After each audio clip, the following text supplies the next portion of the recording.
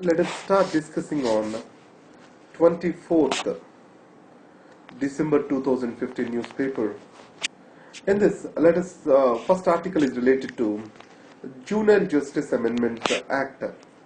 This act is recently passed by Rajya Sabha amid huge emotional rhetoric and involvement of the parents in the audience. So, in this context, the few questions which come up over here are: to what extent the Juvenile Justice Act is apt? And the second thing is, can a law be made amidst of this particular emotional rhetoric? And finally, harsh laws, can they be a solution to the increasing crime? Let us analyze these three questions. The first is, the Juvenile Justice Act, it treats a child between 16 to 18 years of age as an adult and punishes him as an adult if he is involved with a heinous crime. Here the heinous crime is defined as anything that can lead to a punishment of greater than 7 years of imprisonment. So, stone pelting, any sedition charges, anything can lead to 7 years of imprisonment. So, the wider scope was given to this law, and children becomes particularly vulnerable for the actions against the state over here. In the long term, the law can be misused for the other reasons. And historically, if you take about any harsh law did not lead to a reduction in the crime or else the incidents of crime. If you take about Pota Tada, which were considered as anti-terrorist laws, they did not lead to the reduction in the terrorist activities. And similarly, if you talk about the Dowry Prevention Act, these are most misused. SCST Prevention of Atrocities Act, they are most misused. And the worst part is they are sometimes converted or turned into harassing the very sect who are supposed to be protected. If you talk about Dowry Prohibition Act, in this case, the women themselves are the victims. Especially, most of the times, the cases are filed against the mother-in-laws, which making the women as victims in the hands of the woman itself. And coming to the Juvenile Justice Act again, in India, only 2% of the crimes are committed by the juveniles. They are mostly non-criminal in nature. And the major reason, if assessed, they are due to abuse of the child or dependence on substances, illicit substances, or poverty and related crime, or probably might be exposed to the worst child labor. These are the reasons which are increasing their propensity to the crime. So the heinous offense or else the rape kind of offense is a rarest of the rare thing happening among the juveniles. So the juvenile delinquency is still a small thing in India, need not a harsh punishment. And harsh punishments, they themselves do not have a recourse or a positive reflection onto the society. And coming to making a law in the midst of emotions, a law has to serve the long-term gains to the society. It shall not be just guided by the short-term implications or short-term emotions. So in this context, the Rajya Sabha action and also the Parliament action as a whole appears to be more rhetoric to suppress the existing populist movement rather than providing for a solution to a problem in the form of law. So ultimately, these harsh punishments, they are going to increase the power of the state and curtail the civil liberties. So in any way, the Juvenile Justice Act need to be taken care of for the future. And next is offset policy of the government, the second article. Now, according to this, any 30% of the value for the projects greater than 300 crores need to be reinvested in the country.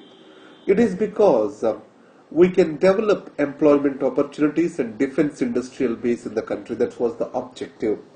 Now, these particular offset clauses were diluted.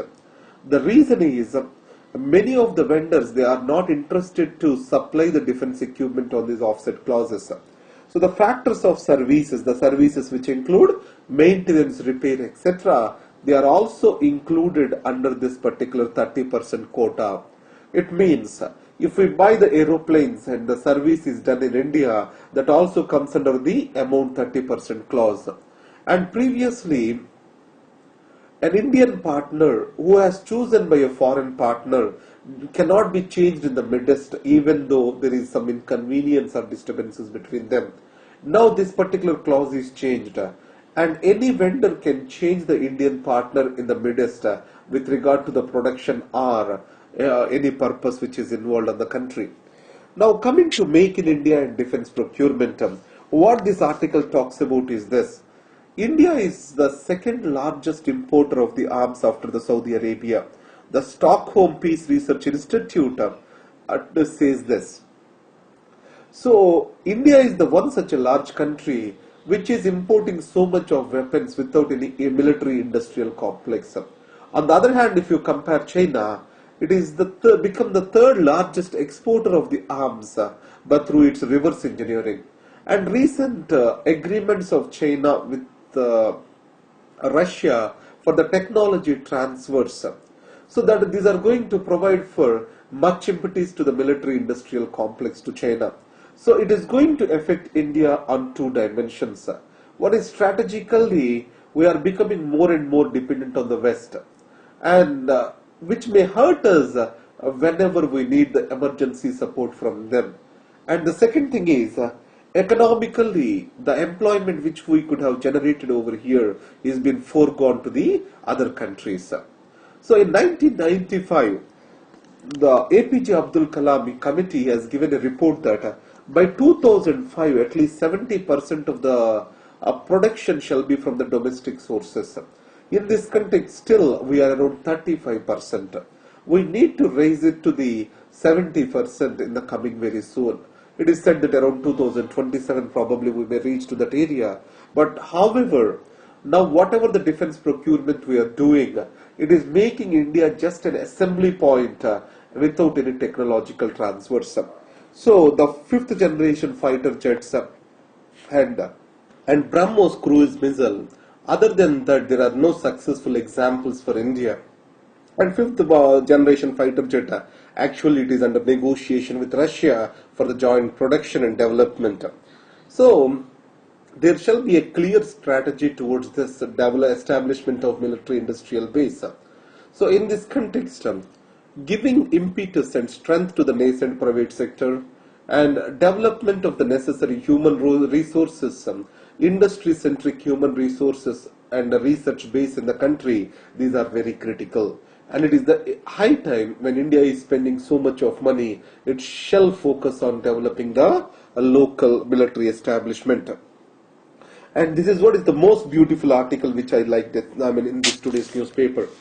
Now, in civil society organizations, when I was teaching to you in the class, I spoke about Mazid Rehanema and next Escobar, Wolfgang Sachs and their criticism to the top to bottom Western centric development, which we are going to discuss in detail about the developmental theory. Now in this context, Amartya Sen was asked a question about this, so you can see it over here. Now first article, it talks about national security and how it is connected to the human security. And the second thing is development, which is Western centric development and society centric development, how they differ from each other. And the third small issue is Nalanda. These are the three things discussed. So Mr. Sen, he says national security as integral to the human security. According to him, human security that consists of the basic necessities that need to be fulfilled towards the welfare of the human beings. So any security of the nation is towards fulfilling these commitments further. So it means that the national security has to be integral to the human security. So they are interrelated. So generally we criticize the government, they are spending on the national security at the cost of human security. So it is from a perspective that where we see national security and human security are contradictory to each other. But however, they are logically connected to each other according to Mr. Sen. And the second thing is the development by Majid Rehanema, and they criticize that the present model of the Western centric development is actually making the people powerless and also unfreedom. So in this context, we have to shift away from this model of development. That's what they are talking about. What Amartya Sen says is, there is nothing called a capitalistic model of development. The Adam Smith, if he is clearly understood, the wealth of nations is clearly understood, he has given primacy to the private capital, but at the same time, he also did not give an excessive emphasis and control to the private capital. So if properly understood, so there is an essence of welfareism in the Adam Smith too. So these are the two important arguments which the Mr. Sen makes over here. So this is the beautiful article. The reason is, I love these two people. One is Sen and the other one is Sampath. Sampath interviewing the Sen. This is one beautiful thing for me. And the strategic relationships over here, let us see it this way. Now, recently, India has changed its rhetoric with the Pakistan, and it has softened its tone and started re-engaging with the nation. You know that in Bangkok, national security advisors and foreign secretaries met, and then Sushma Swaraj traveled to the Pakistan to participate in the Heart of Asia conference. So in this context, what made these changes? So what was the strategy of India before was to isolate the Pakistan internationally on the terrorist issue. But if you see the geopolitics, the West is not ready to move away from the Pakistan, centrality of the Pakistan in South Asian politics. So the reasons are this. Even today, America's South Asian policy is centered around Afghanistan. The three major pillars are stability in Afghanistan, economic prosperity through regional connectivity to Pakistan, and securing the nuclear weapons of the Pakistan. In this context, Mr. Olson, who is a special representative for Afghanistan and Pakistan for the president, he has clearly said disengaging with the Pakistan will make the United States of America to lose the focus in the entire West Asia and South Asia, and it is not in the national interests of the United States of America. So, isolation of the Pakistan on the issue of terror may not be possible at this juncture. And the Pakistan is also projecting itself as a victim of the terror. Now, in a dossier given against India to the President Obama, it tries to talk about how Balochistan, etc., India is trying to spread the terror. So, what the America was suggesting is the only way forward across these mutual accusations between India and Pakistan is a dialogue. And the next is, the Pakistan appears to be economically stable never before. And China is $42 plus billion on China-Pakistan economic corridor, and recent fund flow from United States of America and increasing regional connectivity. All these are making Pakistan prosperous too. And it appears for the first time in this particular decade, Pakistan has a stable democracy and a peaceful civilian and military relationships. It shows that it is the high time we can engage with the Pakistan. And cess, let us understand the next article. The cess is described as a tax on a tax. For example, service tax. Over that again, certain tax is imposed, it becomes a cess.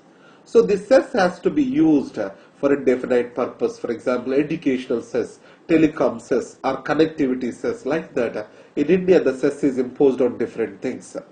So, this cess is up to 1.4 lakh crore of rupees is lying idle and unutilized. That's a dismal state of performance. That's one thing the CAG has identified, which we can use to quote in the answer, because many of the states, they criticize the levying of the cess by the government of India. The reason is the cess comes under the non-distributable pool. It means the center can keep the money for itself. What the state suggests is, instead of imposing the cess, center can raise the tax itself so that the states also can get benefit from it because it comes under the shareable pool. And India is developing a naval base in the Seychelles. because already you know that the Africa is becoming a new ground between United States of America and China.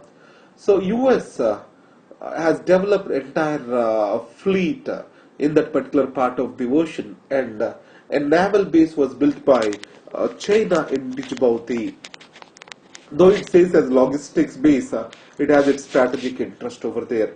Similarly, India is developing a naval base in the Seychelles, which can give its control over the western part of the Indian Ocean. And Nairobi, I will discuss it in a special video. Now, with regard to this, Indian startup grows in the Bangalore. So this is one beautiful article.